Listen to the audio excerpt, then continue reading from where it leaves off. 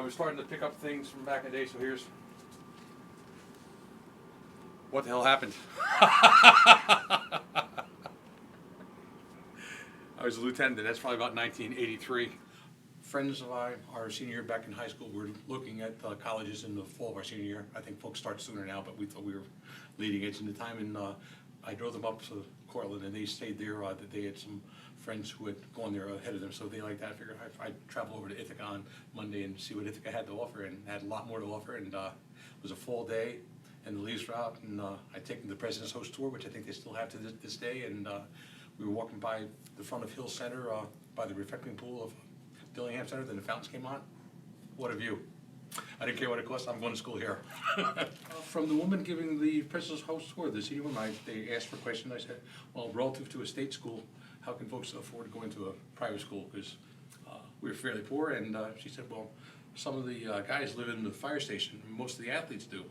He called up, and I got accepted as a bunker before I got my letter of acceptance to Ithaca College. And they both came. I was very happy and haven't looked back. Bunk room. It's configured differently now, because then it was all guys. And in 1990, when we built the two new stations at West Hill and South Hill, we renovated East Hill Station and this station and made it for gender equity. It used to be like a boys' locker room. There was a gang toilet and gang showers, and there used to be a central corridor that went straight through here. We have 4 engines in service and a ladder truck. The engine and the ladder are in service here, and 3 stations. A hub and spoke concept up near Ithaca College's South Hill Station, and another one that looks just like that, built at the same time as near the hospital at West Hill, and then up near the Nines Barn in College Town, which was our old fire station, is the current Station 9, each with an engine company. So we have to apologize today because of the very, very cold weather. Saturdays we washed the fire trucks, but they would freeze up today and couldn't open the compartment, so they're a little bit dirty today.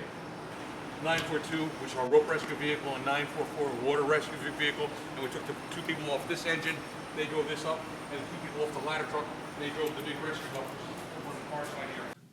It feels so good when you've done a good job and made a difference on somebody's worst day. It's best when you made a difference and there's a good stop and there's a successful outcome.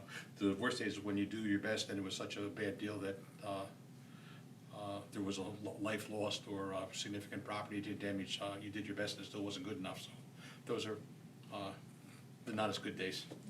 Hopefully there's more positives than there are negatives. 1, 2, 3.